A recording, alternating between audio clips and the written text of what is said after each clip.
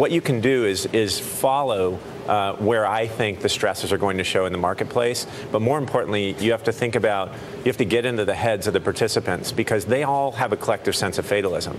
Like, when you do the quantitative analysis here, you know they're insolvent. Everyone that owns the bonds knows they're insolvent. It's a question of how long can they hang on, and what changes their views are a multitude of variables. But it's really important to follow any change in those views. And when you see things like Argentina, Greece, Cyprus, Ireland, Italy, you see how fast things go from perfectly stable to completely unstable. Those happen very quickly.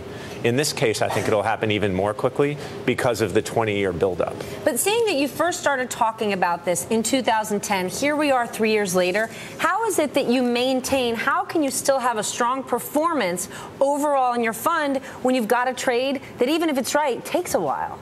So, I mean, number one, I love how we refer to things as trades, right? When we think about the globe, I think about positioning. And I think about, you can be, someone, when you invest in a fiduciary like myself or someone else, you want someone that has the courage of their convictions. You want someone that's not particularly dogmatic. And if they are dogmatic, you want to think about risk management, right? So it's really important to size things properly. And so far, knock on wood, we only have glass here, but let's knock on something. I think, Erik's head. Yeah, I think you have to be. Feel free. I think you have to be as thoughtful as you can possibly be on the construct of the position, and not set yourself up for many years of losses until something like this. So how has that worked out for you at Hayman? Because we look, for example, at JGBs. Let's take the 10-year Japanese government bond. That's actually appreciated in value over the past 3 years. The yen, on the other hand, over the past several months, has fallen out of bed in a big way, right? It's now trading at 100 to the dollar or thereabouts. Right. So I can see how, again, just imagining how things might be structured in your portfolio. You've made money on the yen. You might have lost some on the JGBs. Is it a wash at this point, or are you? No, how's it working We've been out? fortunate enough to not have it a wash. I'm not going to talk about specific portfolio performance on a show like this, but I'll say that it's really important, again, to think about the capital at risk in your strategy and the construct of how you put these kind of hedges into place. We have 90+% of our money is long. It's long U.S. structured credit, it's long U.S. mortgages, it's long U.S. stocks. We have a long short portfolio in equities. The majority of our capital is long. We tend to focus on a place where I spend 1% of my capital, and that's what the whole world wants to talk about. But this has the same kind of asymmetric opportunity that you identified with subprime. Well, it's much better than that, right? It's worse globally, if we're right. But as far as a fiduciary is concerned, if it happens the way that I think it's going to happen, it's much more than a 300 to 1 bet. What are the odds like? They're much better than 300 to 1, right? Like 10 times as good? No. So in subprime, let's say you could construct a portfolio where we thought about losing 11% a year or making 10 times our money. In this one, we think about kind of losing 1-2% a year in the strategy, or making 300 or 400 times our money. When you talk about being overall long, how important is it on the long side to be very liquid? Because as you said, things can change dramatically so quickly, whether it's Cyprus, Ireland, Portugal, Spain. So where you are long, you mentioned structured credit, but that's not a place that I think is very liquid. Well, believe it or not, it's really liquid right now, right? With Bernanke pinning rates at 0 and the entire world continues to chase yield. You look at our indices are being led by utilities and things that don't typically lead us into new highs. It's because of their dividend yield. So the whole world continues to chase yield. Structured credit and even mortgage credit is one of the most liquid areas in the marketplace today. People can't get enough of them. And think about it, even in subprime credit, 97% of the 20,000 lot items are still rated below investment grade. They're still junk. The ratings-based buyers aren't even there yet. The money it's being misallocated by the printing press. Interesting. All right, Kyle, you're going to stick around. We're going to be back with more with our exclusive interview with Hayman Capital Management's Kyle Bass. When we come back, we're going to be talking gold. Stick around. You're watching Market Makers on Bloomberg Television. Welcome back to Market Makers. I'm Stephanie Ruhle. Well, 2013 has been a rough year for gold. Gold futures are down about 6% this year and 17% from the peak in 2011. And it is time now for gold to resume its long-term upward trend. We're here for a little Futures in Focus, where we're finding you the ways to trade tomorrow's trend today. And we're going to bring in Bloomberg Industries metal and mining analyst Andrew Cosgrove, and still with us, Hayman Capital Management's Kyle Bass. Andrew, let's start with you. Gold starting to hit these support levels. What's the word out there? Sure. So you have a couple factors that are supporting gold right now. You have economic surprises are starting to roll over and go into negative territory. You have the dollar starting to hit some resistance levels that you saw back in mid-2012. And then you've had the announcements from Japan, how they're doubling their balance sheet. The U.S. is still on the same kind of track with easy monetary policy. So all those kind of factors right now are still kind of filtering into, layering into support for gold. Kyle, you going for gold? Yeah, we've always had a position in gold. When you think about the largest central banks in the world, they've all moved to an unlimited printing ideology, right? Monetary policy happens to be the only game in town. I'm perplexed as to why gold is as low as it is, but I don't have a great answer for you other than you should maintain a position.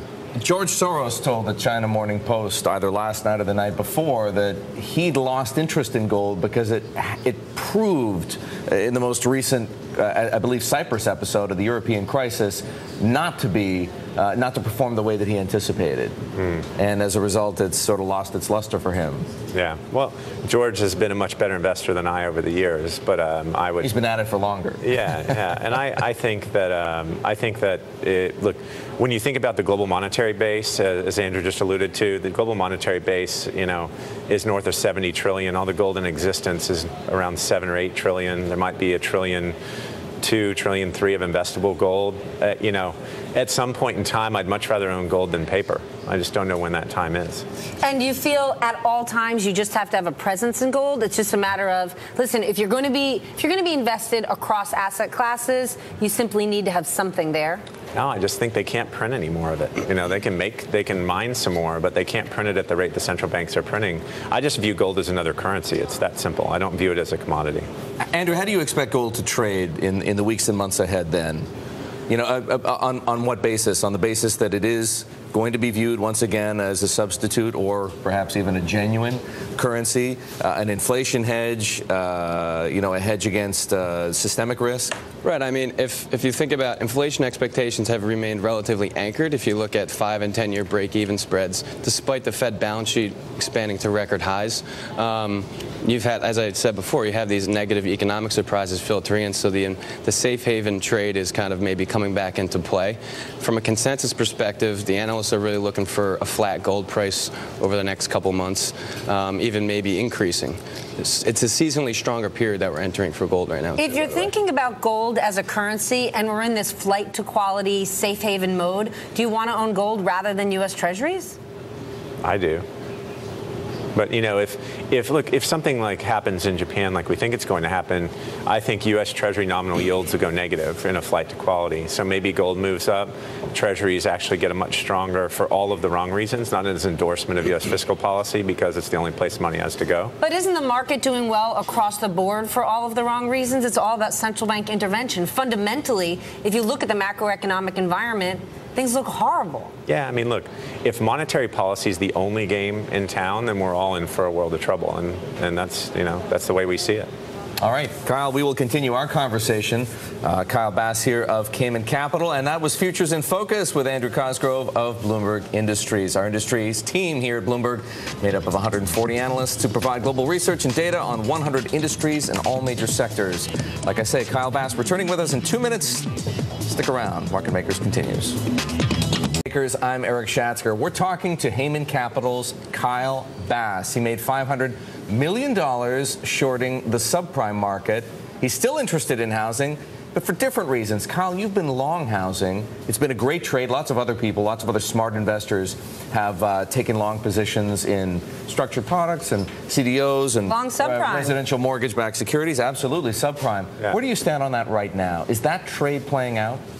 Yeah, that investment is working. Sure did in 2012. In other words, is it played out? Played out? No, not yet. I don't think so. And I think the various concentric circles surrounding kind of housing not getting worse, which is how we think about it. We're not expecting it to get materially better. We're just expecting it not to get worse. The services sectors, the new mortgage insurance companies, the things that are actually asymmetric investments you can make around the housing market not worsening are where the majority of our long side of our portfolio. And what do you think the future holds for Fannie and Freddie? Fannie and Freddie preferreds have been a great trade over the last 9 months. And I know we're not talking trade, we're talking investments. But overall, where do you think Fannie and Freddie are headed?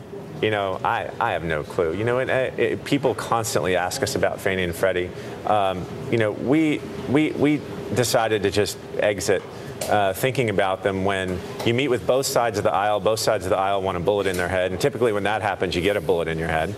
And then the second time, the second thing we were thinking about, if you remember, there was a proposal to start raising the G fees. There is a way for the U.S. Treasury to get paid back all of the money that they've pumped into Fannie and Freddie if they start raising G fees. And if you remember, a member of Congress proposed increasing the G fee and not letting the money go through the estate of Fannie and Freddie, letting it go straight to Congress. Stay right there. We got to go to commercial. We were just talking. I didn't know it was 90 minutes. Why can't you believe? How about, you know what? We're thrilled to have you. I'm sorry we couldn't give you more time. Maybe next time we could go 2 hours. It's a lot of, look, for a guy like Kyle Bass, with as much to do as you've got to do, that's a lot of time. Yes, we're supposed to play it up like we have a lot to do. Yeah, thank you. Well, we do have a lot to do. Let's talk a little bit more about Fannie and Freddie. We were just beginning to get into this a few minutes ago.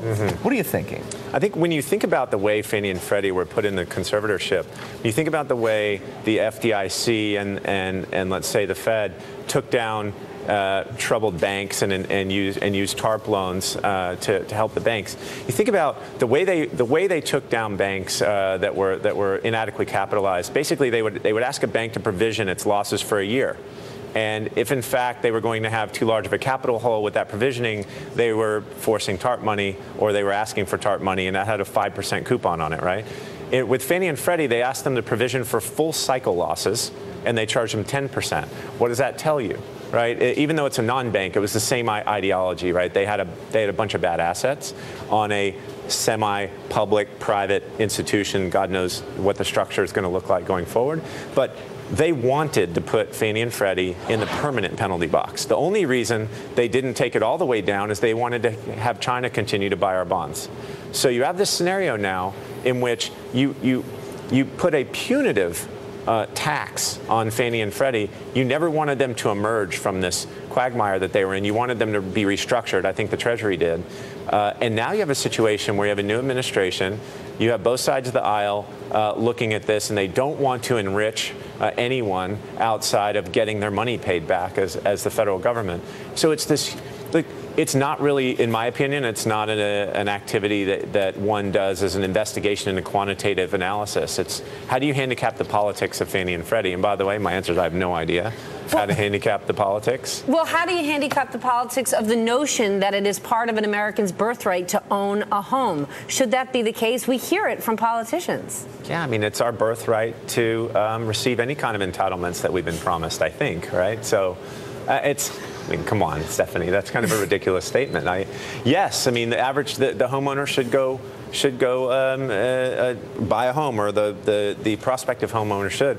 Homeownership rates got to levels they've never been before under President Bush, and maybe that was too high because money was free. You know, maybe there's more of a normalized level that's lower. But should we actually believe that we're in a true housing recovery? If you look at Friday's jobs number, if you look at the participation rate and all of these people simply dropping out, should we believe that they're going to then turn around and buy new homes? I think that if you look at housing busts historically, there have been 23 busts since 1980. And in the average peak to trough timing was about 6.5 years. In those associated with heavy banking crises, it was 7.5 years. And the peak in home prices was Q2 of 2006. We're really kind of 7 years in, which makes complete sense from a historical perspective. Peak to trough declines on average were 31%. Ours was 36.5%. We've washed out our housing market. It's just going to take a long time to recover. I just don't think it's going to get any worse from here.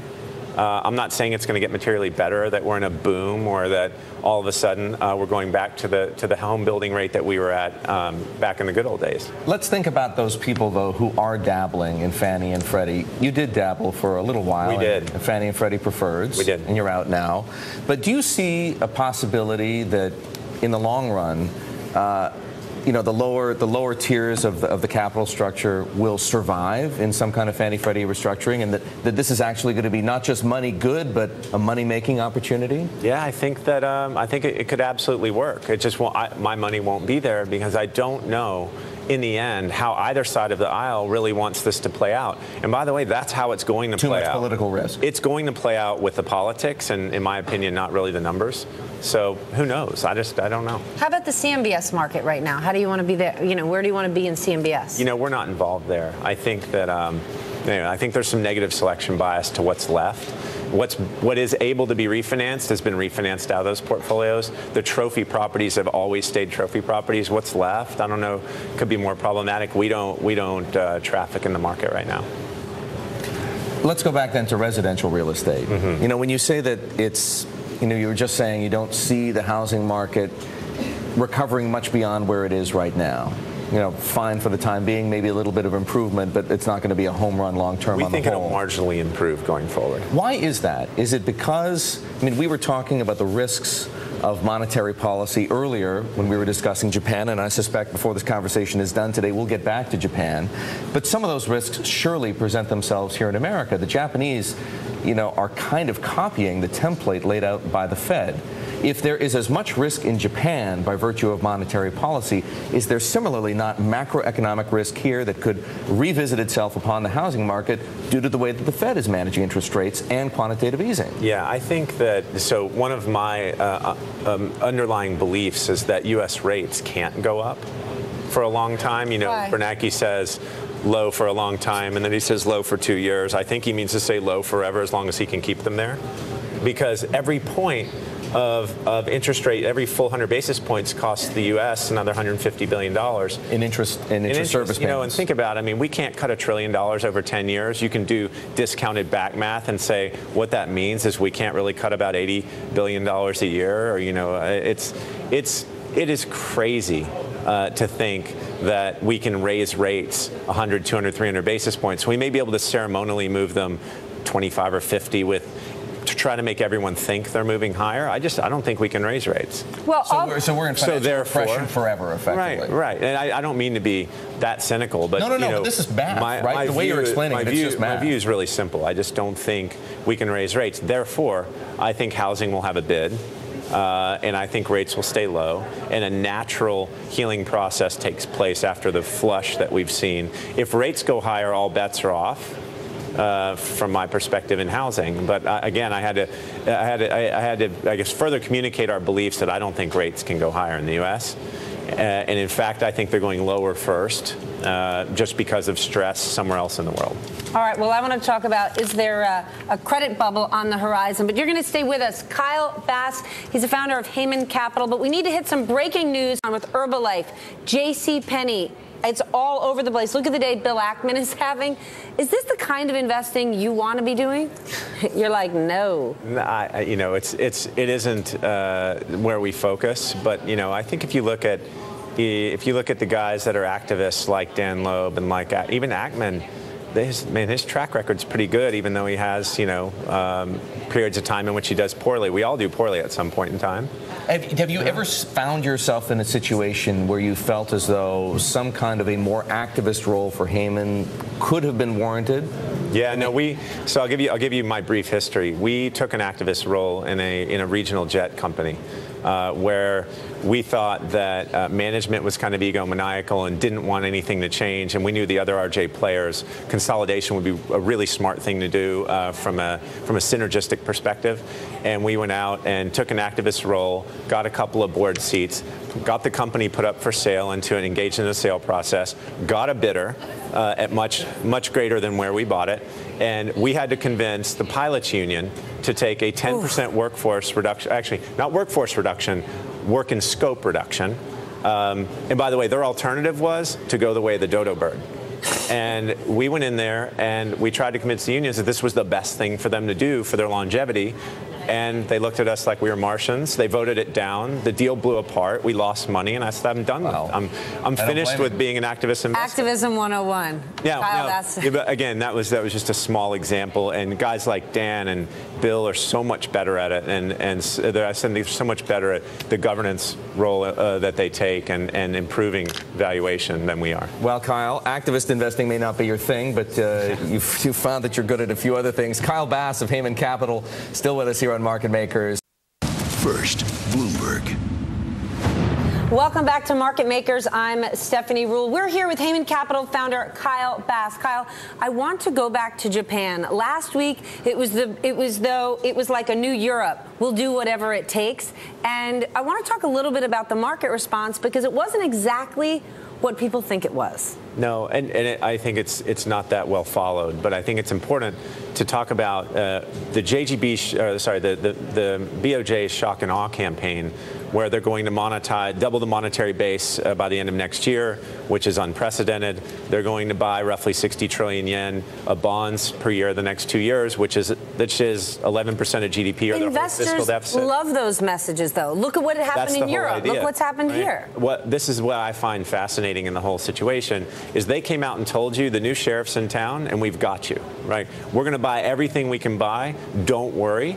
And what happened on Friday is investors and JGBs panicked, which is, again, it's really the first diversion from the 20-year norm of their ability to just swallow the numbers and don't worry. But why? Because they're suddenly looking at fundamentals, which we haven't done in ages? No, I think it's just the enormity of the campaign might be prima facie evidence of the enormity of the problem, and it might be an admission of that problem. You never know what sparks the qualitative perceptions of investors to change, but what I saw Friday was it began to change. Is it at all possible, though, that this is just a group of investors who is not used to these kinds of surprises, not used to this? I mean, at this point, it's not a surprise, but not used to aggressive action on this scale, and as a result, unsure how to respond. And maybe it'll play out over time that the volatility, won't be there the way we've seen it the last few days. I'm not saying that it's over today. I'm saying this is the first deviation. It's a sign of kind of the sanctity of that marketplace, and it was a complete panic on Friday. And what's fascinating to me is they just told you, don't worry, we got this. So again, it's the first break in it's like investors aren't sure if they can trust the BOJ. That's exactly right. Is it more than that? Because when you think about Europe before the LTRO, everyone couldn't have been more down on Europe, and immediately they put a piece of duct tape, masking tape on it, and everybody felt great. But is it investors? But is it that in Japan's case, they're not believing the line like they do in Europe, like they do here? Yeah, I think you can't compare Europe to Japan, in my opinion. Europe had already fallen apart. Greece, Ireland, the number of different bonds in the Eurozone that had fallen apart by the time the LTRO and then the OMT was announced, panic had already set in a number of places. And if you remember, Italy was cracking 6%. All of a sudden, countries they couldn't finance were actually starting to fall apart. They had to do something wild. The entire world believes Japan's going to be fine. I mean, the way things are priced, why would they do this? Why would they do this? The point being is the investors ran the other way from the central bank. They didn't run with it. I find that to be fascinating. Kyle, I wish we could continue the conversation, but it's great to see you. Thanks so much. Thank you. Kyle Bass of Hayman Capital, an exclusive interview. Great stuff.